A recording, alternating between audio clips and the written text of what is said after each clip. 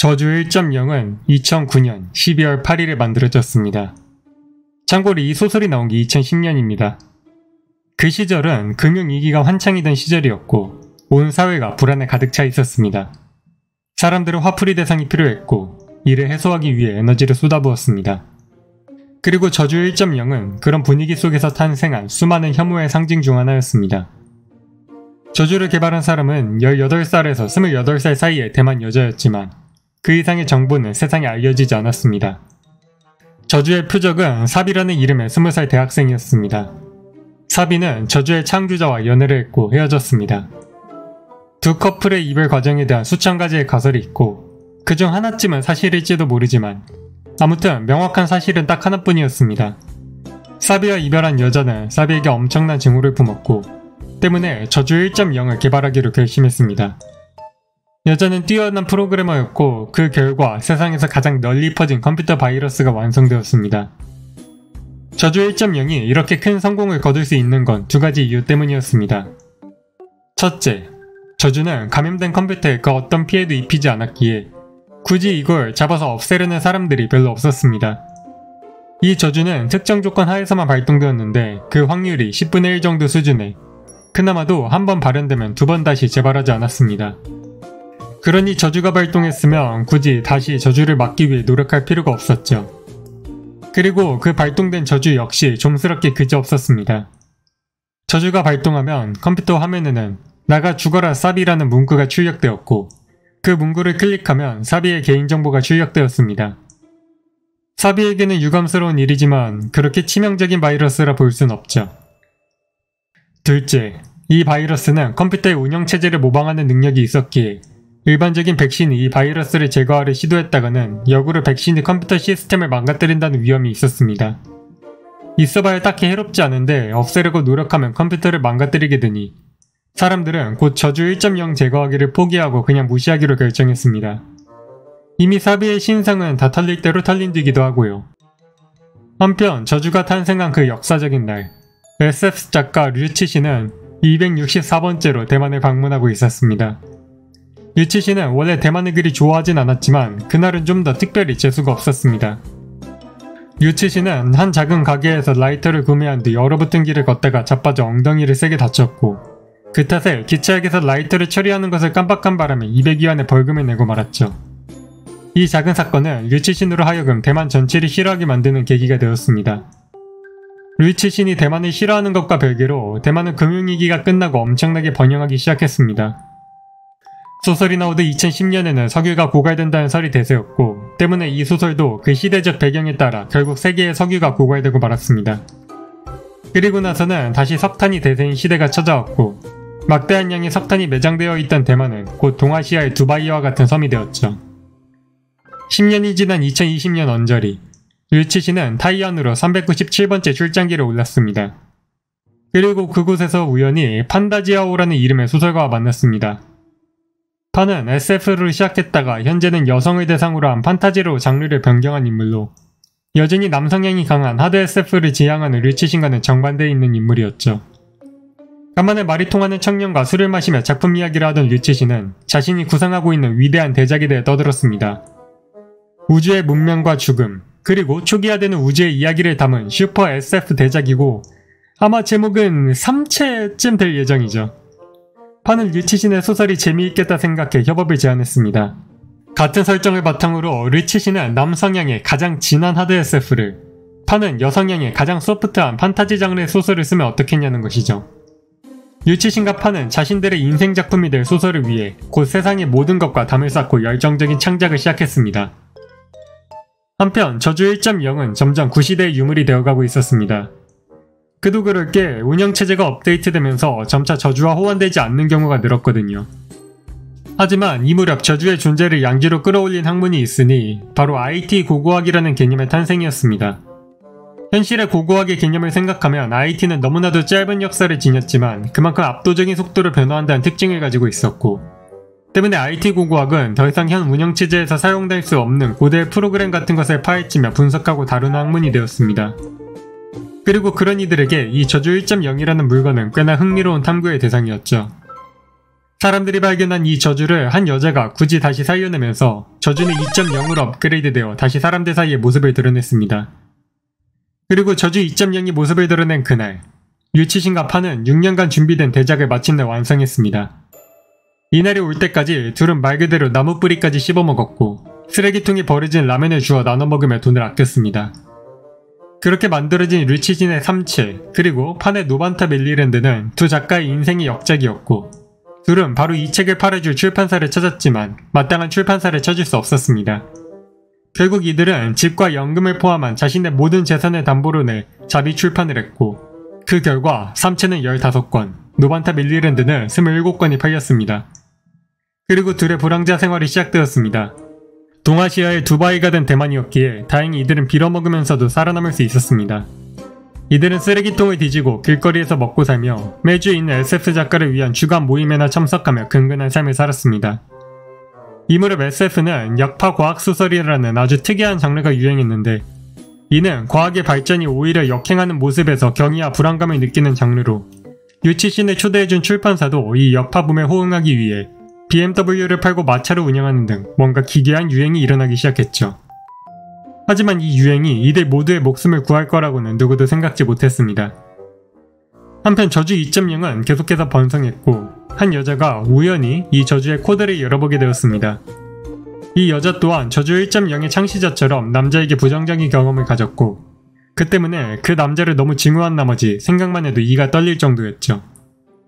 여자는 창시자가 사비를 얼마나 증오했는지 그 감정의 깊이를 느낄 수 있었지만 기껏 만든 바이러스가 겨우 개인정보 유포라는 것이 너무 하찮다고 느꼈습니다.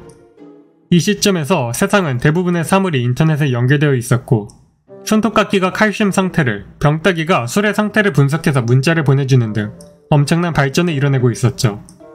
때문에 이젠 저주가 하드웨어를 조작할 수도 있었습니다. 여자는 사비가 택시에 타면 교통사고로 사망하도록 프로그래밍했습니다. 자동차가 그냥 다른 벽을 들이박는 방식으로도 해결할 수 있지만 여자는 좀 더 낭만적인 방식을 선택했습니다. 사비가 어느 택시든 타는 순간 택시는 문을 잠그고 모든 통신을 차단한 뒤 사막까지 질주하고 시동을 꺼버리는 것입니다. 그럼 사비는 사막 한복판에서 차에 갇힌 채 말라 죽겠죠. 이 시점에서 사비가 얼마나 끔찍한 잘못을 저질렀는지는 누구도 알지 못했습니다. 사실 사비의 잘못이 없었을 수도 있죠. 하지만 중요한 건 인터넷 세상에 돌을 맞을 좋은 타깃이 올라왔고 우리 모두가 후폭풍을 걱정하지 않고 돌을 던질 수 있다는 것. 수많은 해커들이 저주 3.0을 볼 때마다 하나씩 코드를 추가했고 그 결과 사비는 집에 있으면 가스 연기로 질식사하고 밥을 먹으면 음식이 기도해서 팽창이 죽이는 등 뭐래도 위기 탈출 넘버원급의 운명적인 죽음이 프로그래밍 되었습니다. 하지만 사비는 죽지 않았습니다. 이유는 간단했습니다. 저주 1.0으로 사비의 신상 정보가 퍼지고 나자 수많은 기자들이 사비를 찾아와 괴롭혔고 때문에 사비는 자신의 이름과 성을 바꿔야 했습니다. 그리고 사비라는 게 중국어로 멍청한 개자식과 발음이 같아서 대만에는 동명이인조차 없는 상태였죠. 거기에 저주의 창시자는 저주 1.0을 만들고 손을 뗀 상태였기에 저주 3.0은 대만 공과대학 학생인 20살 사비를 찾아다니고 있었는데 사비가 17년 동안 대학을 다니고 있는 게 아닌 이상 찾을 수 있을 리 없었습니다. 때문에 저주 3.0은 그저 사람들의 증오가 담겨 있기만 할 뿐 진짜 아무짝에도 쓸모없는 일종의 예술작품이 되었습니다. 그리고 시간이 더 흘러 중추절의 어느 날 길거리에서 쓰레기를 주워먹던 류치신과 판은 운 좋게 술을 좀 얻어먹어 잔뜩 취한 상태로 쓰레기통에서 노트북 하나를 건졌습니다. 지금은 길거리에서 빌어먹는 신세라고 하지만 그래도 나름 유망한 SF 작가였던 류치신은 노트북을 수리하는 데 성공했고 그 파일 속에서 저주 3.0을 발견했습니다. 저주에 담긴 사람들의 증오를 보던 류치신은 문득 자신의 처지에 견딜 수 없이 화가 나기 시작했습니다. 6년간의 열정으로 만든 인생의 역작이 고작 15권 판매라니 책을 사지 않은 남자들이 인생을 망친 거다 이거죠. 류치신의 분노는 곧 자신의 주 독자 타깃인 남성 독자들, 더 나아가 모든 남자들에게 퍼졌고 류치신은 저주 3.0의 타깃을 사비에서 모든 남자로 바꿔버렸습니다. 그리고 그 모습을 본 판도 분노했습니다. 판은 반대로 여성 독자를 대상으로 한 판타지를 썼기에 같은 의식의 흐름으로 이번에는 여자를 증오하게 되었고 류치신의 노트북을 빼앗아 같은 조건에 성별만 여자로 바꿔버렸죠. 류치신과 판은 남자를 죽일지 여자를 죽일지 열띤 토론을 벌이다 급기야 술병을 들고 난투를 벌이게 되었고 순찰하던 경찰에게 뒤통수를 한 대씩 맞은 뒤에야 최종 합의를 마쳤습니다. 둘 다 죽이자. 그렇게 저주 3.0은 모든 남자와 여자를 죽이는 저주 4.0이 되었습니다. 그나마 다행인 점이라면 두 사람이 술에 잔뜩 취한 탓에 지역 설정을 바꾸지 않아 저주는 대만에만 영향을 끼치게 되었지만 아무튼 대만에는 위기 탈출 넘버원의 저주가 내려왔습니다. 저주 4.0은 사람들이 쌓아온 모든 방식으로 대만의 사람들을 살해했고 그 과정에서 저주 1부터 3까지를 만든 3명의 여자들도 죽고 말았습니다. 식용 캡슐은 비정상적으로 무거워져 사람들의 위장을 파괴했고 수도에는 치명적인 미생물이 섞여 들어왔으며 모든 자동차는 사람만 탑승하며 일단 죽이기 시작했습니다.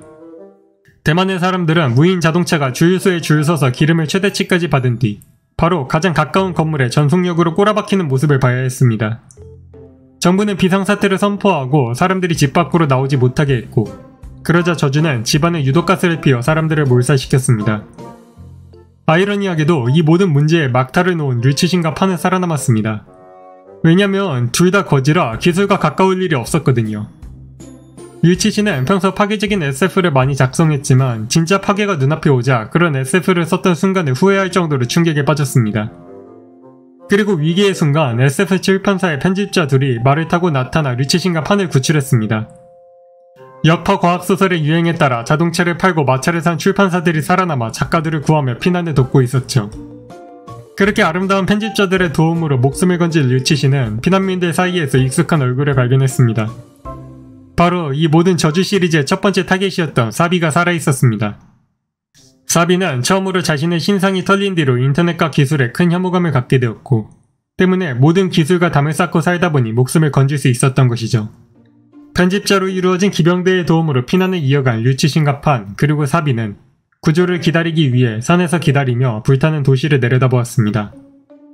하지만 구조대는 대만을 코앞에 두고 진격을 멈추었고 헬기들도 모두 자신들의 기지로 복귀했습니다.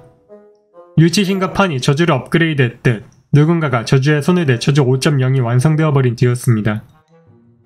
과연 저주 5.0의 능력은 어디까지이며 류치신 일행의 운명은 어떻게 될 것인가? 제 채널은 영상을 끝까지 시청해주시는 여러분들과 저를 위해 후원해주시는 이분들의 힘으로 운영되고 있습니다. 지금까지 작가님의 소설들을 한 문장으로 정리하면 절대 멈추지 말아야 한다 정도로 해석했습니다. 삼체에서 삼체인들은 인간의 발전을 멈추는 방식으로 무력화시켰고 산에서도 죽는 게 두려운 이유가 산을 더 이상 오를 수 없기 때문이었고 차이나선에서는 우주를 탐구하기 위해 복귀가 불가능한 우주선에 탑승하는 데다가 소설 속 대부분의 굉장한 기술들도 시간이 흘렀더니 더 대단한 게 나와서 자연스럽게 도태되었다 엔딩이 나오는 걸 생각하면 우리와 세상은 쉬지 않고 앞으로 나아가고 있으며 그래야만 한다 라는 의도가 강하게 느껴진다고 생각했어요. 하지만 이번 소설에서는 바이러스에서 살아남은 유일한 방법이 기술을 거부하거나 돈이 없어서 기술의 혜택을 받지 못하는 것이라는 점 그리고 편집자 기병대로는 되게 뭐라 표현하기 애매한 존재들이 나오는 점 그리고 주인공이 작가 본인이라는 걸 생각하면 이야기 전체가 웃음거리로 만들어진 게 아닌가라는 생각이 들었네요. 과연 작가는 진짜로 대만에서 엉덩이를 다치고 벌금을 낸 적이 있을까요? 자기 이름을 소설에 쓸 때는 이런 소소한 건 진짜 경험을 섞는 경우가 있으니까요. 영상이 마음에 들었다면 구독과 좋아요를 응원해주시고 저는 다음 영상으로 돌아오겠습니다. 그럼 안녕.